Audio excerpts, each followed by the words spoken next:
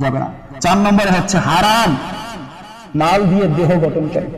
রাসূল সাল্লাল্লাহু আলাইহি সাল্লাম বলেন, লা ইয়াদখুলুল জান্নাতা জাসাদুন গুজিয়া বিল হারাম।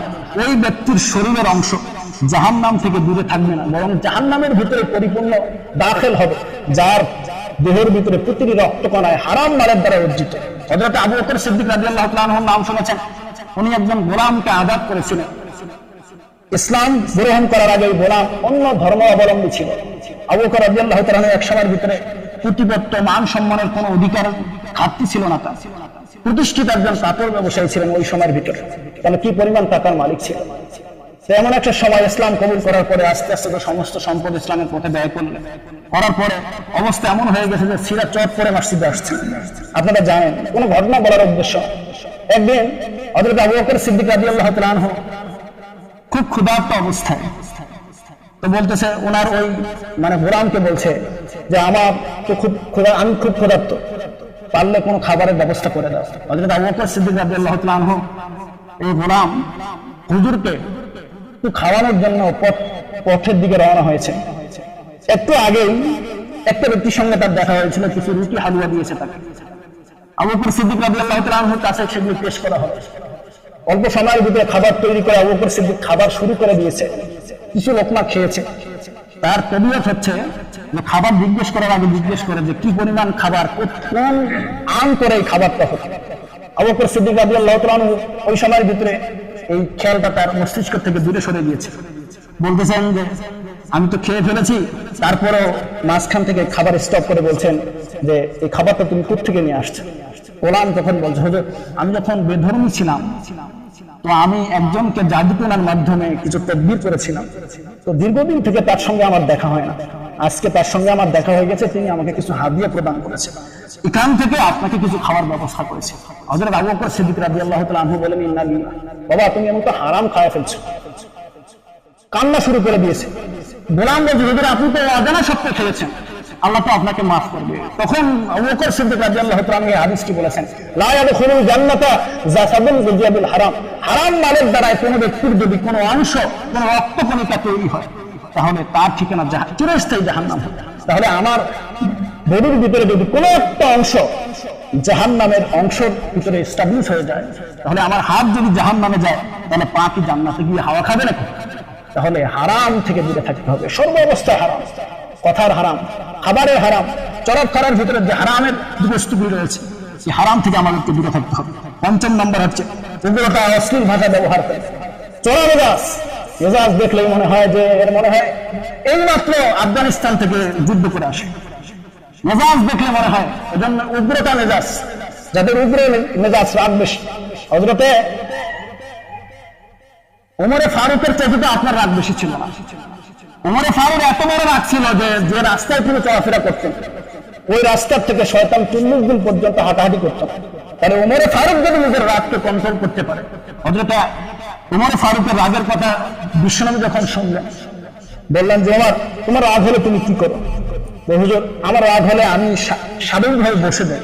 তো বলছে, হ্যাঁ বসে যাবা, যখন যদি দাঁড়িয়ে থাকা অবস্থায় রাগ হয় বসে যাবা, তারপরে যদি রাগ কন্ট্রোল না হয় একটু বিশ্রাম গ্রহণ করবে। আমাদের রাগ উঠলে তো হয় বিড়ি খাবে, অথবা অন্য কোনো কিছু করবো, অথবা মোবাইলে গান শুনবো, অথবা সিনেমা দেখবো, নাটক দেখবো, অথবা ওয়াইফাই, অথবা ইন্টারনেট চালাবো।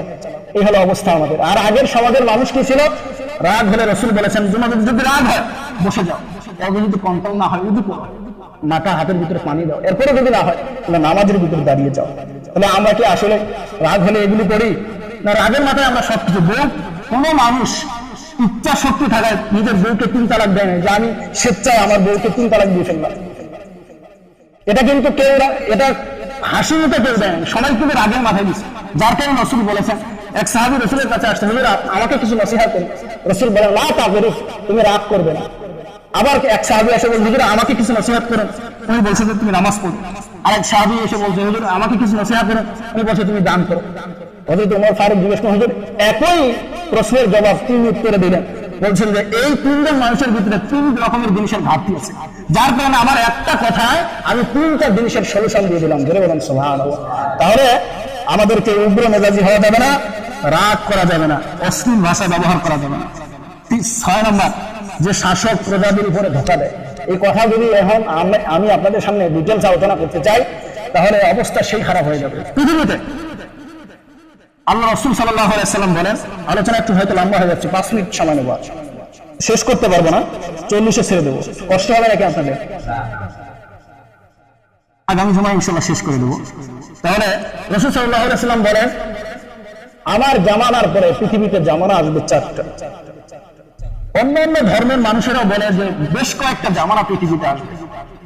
যেমন ইহুদি ধর্ম ভাষাবিদদের মতে পৃথিবীতে জামানা আসবে 12টা, তার ভিতরে 11টা শেষ হয়ে গেছে। রাসূল বলেন, আমার জামানার ভিতরে, আমার জামানার পরেও জামানা আসবে 4টা। 1 নম্বরে জামানার নাম হচ্ছে জামানুন নবুওয়াহ, নবুয়াতের জামানা। এটা রাসূল সাল্লাল্লাহু আলাইহি ওয়াসাল্লামের এই 23 বছরের নবুয়াতের ভিতরে শেষ হয়ে গেছে, অনেক আগে এটা শেষ হয়ে, 1400 বছর আগে।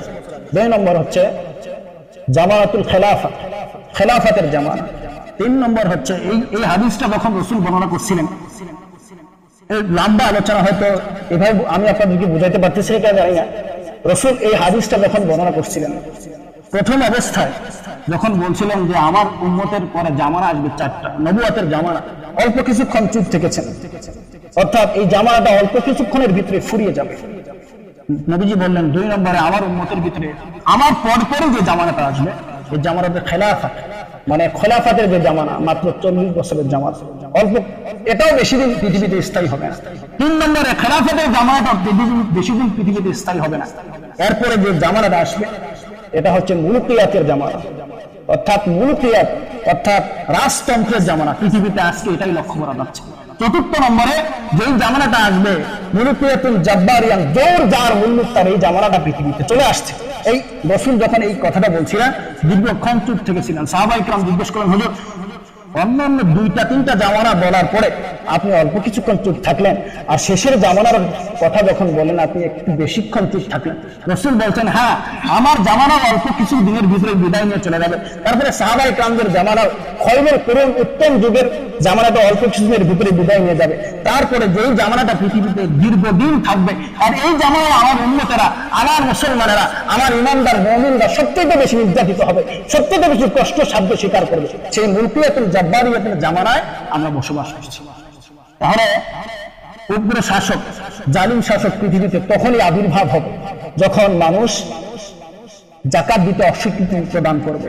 একজন মানুষের হক যখন মানুষ বুঝবে না, তখনই পৃথিবীতে জালিম শাহিদ আগমন আল্লাহ তাআলা ঘটিয়ে আমাদেরকে দিয়ে, মুসলমানদেরকে দিয়ে মুসলমানদেরকে মার খাওয়াবে। তাহলে আর লম্বা আলোচনা করতে চাই না, ইনশাআল্লাহ আজকে মোটামুটি ভাবে 6টা শোনা হলো, আর বাকি